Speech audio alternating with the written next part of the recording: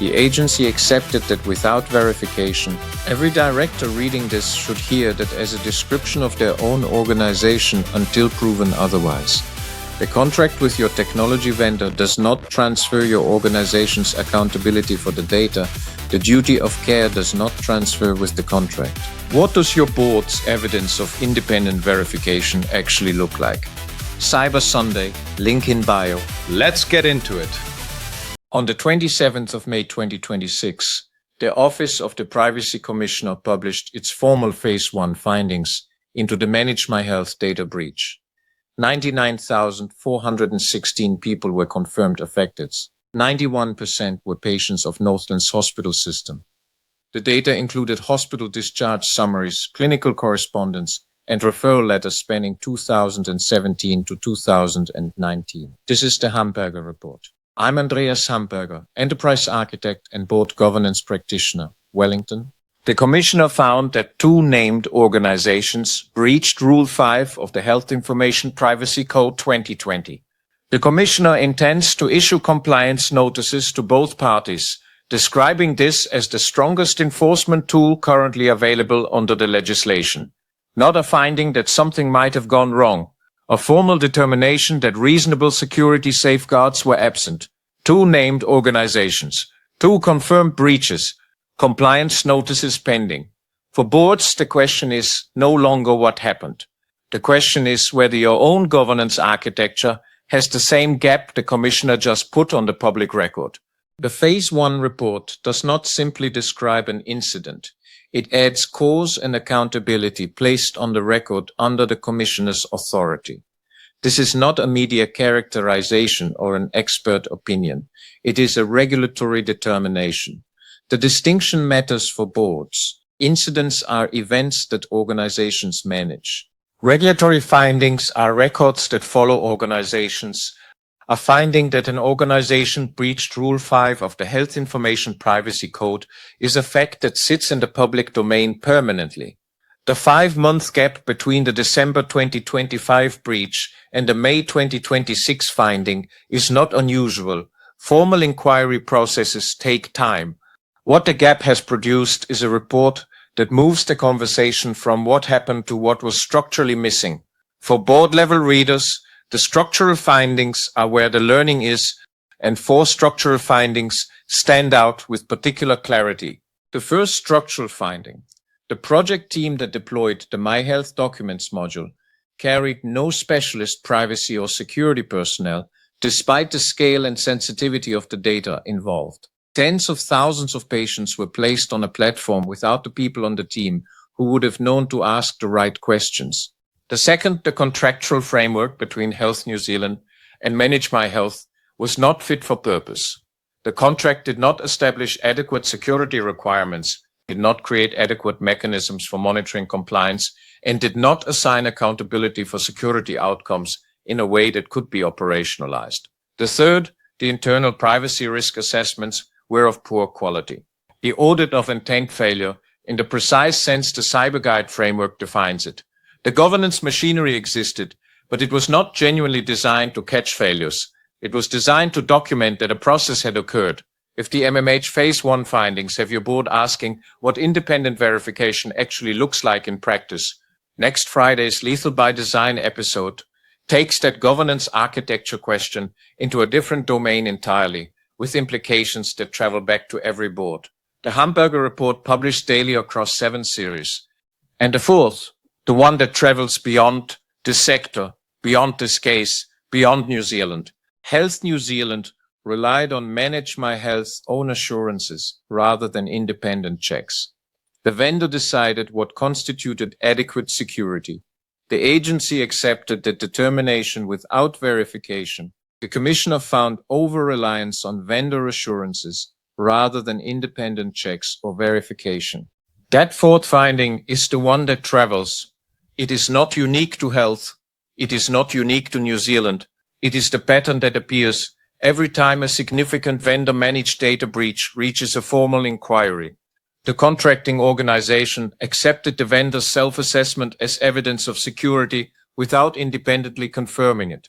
The Cyber Guide for New Zealand boards introduced Hamberger's law as the organizing principle of the series. Cybersecurity failures are governance failures before they are technical ones. The Phase 1 report is a direct formal demonstration. The breach did not happen because someone lacked the technical knowledge to configure a firewall. It happened because the governance architecture did not require independent confirmation of security, did not staff the project with people who would ask for it, and did not build contractual mechanisms to enforce it. The fiduciary risk exposure framework holds that the duty of care does not transfer with the contract. The Phase 1 finding confirms this. Both parties are named, both parties breached Rule 5. Compliance notices are directed at both. The research community has a name for this: processor self-attestation. The practice of contracting for security and accepting the contractor's own confirmation that the requirements are being met. It is widespread. It is structurally incentivized. Contractors have every reason to confirm their own compliance, and contracting organizations rarely have the technical capacity or the contractual mandate to check. The vendor assurance failure the Phase 1 report describes is the same structural weakness behind the largest supply chain compromises on record. The 2021 Kordia incident and the 2023 MOVEit breach both turned a single processor failure into a cascade across thousands of downstream organizations, each of which had contracted for security and assumed it was present. The defense and critical infrastructure sectors absorbed that lesson first. Vendor security is treated as a supply chain control to be independently verified, not a contractual assurance to be accepted. The architectural question underneath all of this is sovereign cloud, where patient data is processed under whose jurisdiction it sits and who holds lawful access to it. For boards holding sensitive data on vendor-managed platforms, the contract answers none of those questions on its own. 2 of the Commissioner's recommendations point forward and will affect every New Zealand organization that uses vendor-managed data platforms. The first, the Commissioner recommended that the Privacy Act 2020 be amended to hold third-party processors directly liable for security failures when processing data on behalf of another agency. Currently, the legislation places primary accountability on the data controller. The reform would extend liability to the processor. This recommendation is now formally on the record and enters the active Privacy Act review pipeline. The second, establishing a central process for verifying the security of health portals before they are authorized to handle patient data, a shift from the current model of organizational self-certification toward an independent pre-authorization step. The proposed critical infrastructure resilience regime being developed by the Department of the Prime Minister and Cabinet is also relevant context here.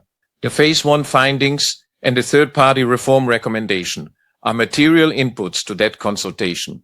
Organizations with health data responsibilities should be tracking that pipeline actively. The regulatory ground has shifted even before the recommendations are implemented. The Phase 1 report establishes that the current governance model was inadequate. That is now on the public record. 3 actions follow directly from the Phase 1 findings. Review your processor contracts. The finding that the contractual framework was not fit for purpose should prompt every board to ask whether its critical data vendor contracts establish security requirements with specificity, create monitoring mechanisms, and assign accountability in ways that can be operationalized. A contract that says the vendor will maintain appropriate security is not fit for purpose. Require independent verification.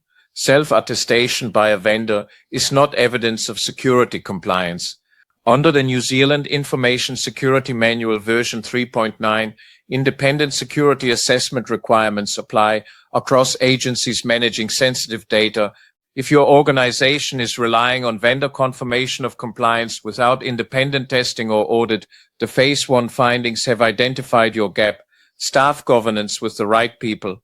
The finding that the project team carried no specialist privacy or security personnel is a board-level accountability signal.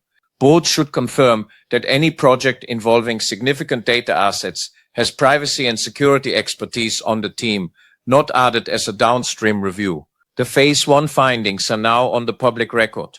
2 organizations, 2 confirmed breaches, compliance notices pending, and a legislative reform recommendation formally entered into the reform pipeline, the duty of care does not transfer with the contract. It never has. What does your board's evidence of independent verification actually look like? Subscribe to the Hamberger Report for weekly Cyber Sunday governance analysis. That is the Hamberger Report for today. If this was useful, subscribe and hit the like button. It helps more professionals find the channel. You will find links to everything we covered in the description below. I am Andreas Hamberger, and I will see you tomorrow.